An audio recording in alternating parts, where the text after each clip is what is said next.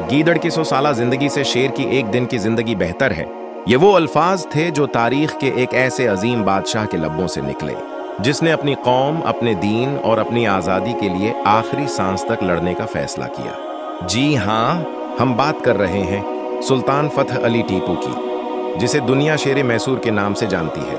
टीपू सुल्तान सिर्फ एक हुक्मरान नहीं था, वो एक नजरिया था, एक गैरतमंद मुसलमान, एक इल्म वाला बादशाह, एक साइंसदान और एक बेखौफ मुजाहिद। सुल्तान टीपू 1751 में दीवाना हली में पैदा हुआ। उसका बाप हैदर अली एक अजीम सिपा सालार था जिसने अपने बेटे को सिर्फ जंगी फन नहीं सिखाया बल्कि कुरान, हदीस, तारीख, रियाजी और साइंस जैसे उलूम से भी आरास्ता किया। टीपू बचपन ही से गैर मामूली ज़हीन, बहादुर और नडर था। सिर्फ 15 बरस की उम्र में वो मैदान जंग में दुश्मन से टकरा गया। और फिर वो दिन आया जब बाप ने सल्तनत छोड़ी और कौम के तख्त पर बैठा शेर मैसूर, सुल्तान टीपू। वो वक्त था जब हिंदुस्तान के बेशतर राजे महाराजे अंग्रेजों के सामने झुक चुके थे। अंग्रेज ईस्ट इंडिया कंपनी धीरे धीरे पूरे ब्रजगीर को गुलाम बना रही थी, मगर एक आवाज थी।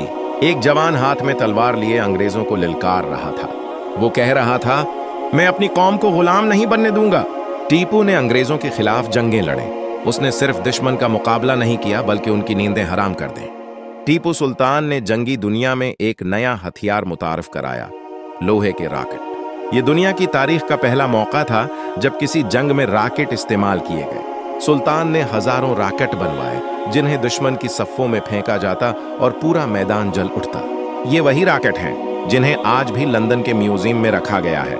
यूरोप के साइंसदानों ने खुद माना कि हमने रॉकेट बनाने की तहरीक टीपू से ली। टीपू सिर्फ मैदान जंग का सुल्तान नहीं था बल्कि इंसाफ का पीकर था, इल्म का रखवाला था और शरीयत का पाबंद था। इसकी सल्तनत में अदालतें कुरान और सनत के मुताबिक फैसले करते।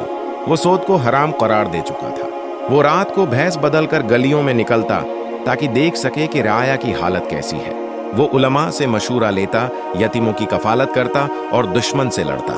मगर फिर वो वक्त भी आया जब अंग्रेज, मराठे और निजाम हैदराबाद तीनों ने मिलकर मैसूर पर चढ़ाई की।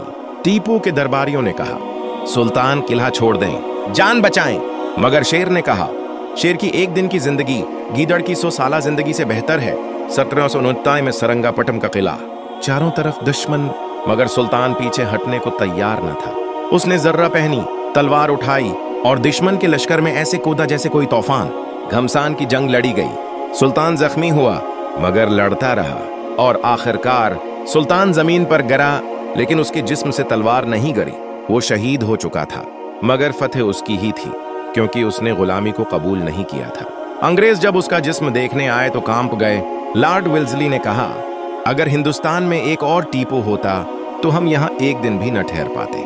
टीपू सुल्तान हमें सिखाता है, ईमान पर कायम रहो, हक के लिए लड़ो और कभी जालिम के सामने झुकने का सोचो भी मत। आज हमें टीपू जैसे जज्बे की जरूरत है जो कहे, मैं मरता हूं मगर झुकता नहीं। सुल्तान टीपू, तुम जिंदा हो जब तक गैरत जिंदा है। सलाम है तुम्हारी शहादत पर, ए शेर मैसूर। अगर वीडियो पसंद आई हो तो लाइक जरूर करें और अपने दोस्तों के साथ शेयर करना न भूलें।